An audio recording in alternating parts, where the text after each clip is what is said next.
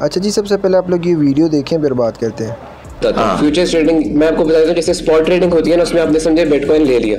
अब डिफरेंस क्या है फ्यूचर्स ट्रेडिंग में कि आप बिटकॉइन ही लेते हैं, लेकिन उसके ऊपर फर्क ये होता है कि जैसे आपके पास $10 है लेट्स से, तो आप $10 के बजाय एक्सचेंज के साथ मिलके $100 का ले लेते हैं बिटकॉइन। बाकी जो $90 होते हैं वो उसमें बोरोड पोर्शन होता है, लेकिन उस पर सूद नहीं होता।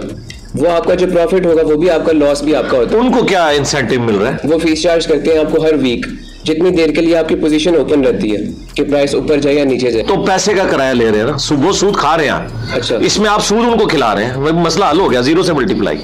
हराम, 100% हराम। ठीक है, ठीक है। क्योंकि आपने सूद लेके उनसे उधार लेके उनको सूद खिला रहे हैं। आप तो बड़े एंड पे खड़े हुए हैं, सूद खिला रहे हैं आप उनको।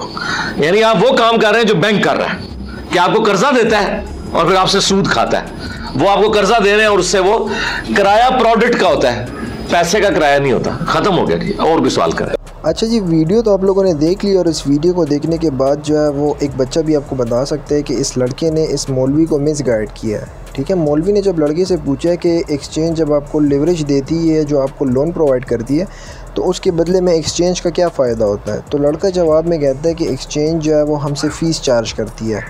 कुछ टाइम के बाद जो है एक्सचेंज हमसे फ़ीस चार्ज करती रहती है जब तक हमारी पोजीशन जो है वो क्लोज़ नहीं हो जाती। जब तक ओपन रहती है तब तक हमसे फ़ीस चार्ज होती है कुछ टाइम के बाद।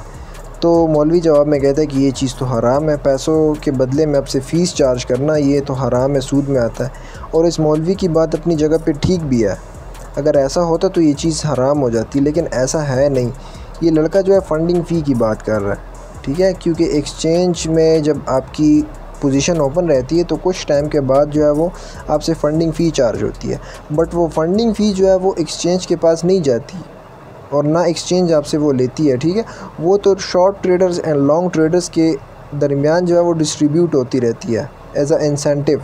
ठीक है, वो एक्सचेंज के पास जाती नहीं है। तो इसलिए फ़ंडिंग फ़ी का तो सवाल पैदा नहीं होता कि फ़ंडिंग फ़ी जो है वो हराम कैटेगरी में आ जाए या सूद में आ जाए। और इसके अलावा दूसरा कोई सिस्टम ऐसा नहीं है बाइनेंस में, हमने तो फ़िलहाल नहीं देखा कि जिसमें आपकी पोजीशन ओपन हो और एक्सचेंज आपसे जो है वो फ़ीस चार्ज करती रहे कुछ टाइम के बाद। इसके अलावा तो दूसरा कोई चीज़ ऐसा है नहीं। तो मैं अक्सर यही कहता हूँ कि काइंडली अपनी जो नॉलेज है उसको पहले ठीक किया करें, क्योंकि मौलवी हज़रात जो है वो उनकी गलती नहीं होती। आप जो बात उनको कहते हैं तो वो आपकी बात के अकॉर्डिंग ही आपको आंसर करते हैं। अगर आपकी बात ठीक होती है तो उनका जो आंसर आता है तो वो भी ठीक आता है, बट अगर आपकी बात ही गलत है तो वो तो आपकी बात के अकॉर्डिंग आपको आंसर करेंगे ना।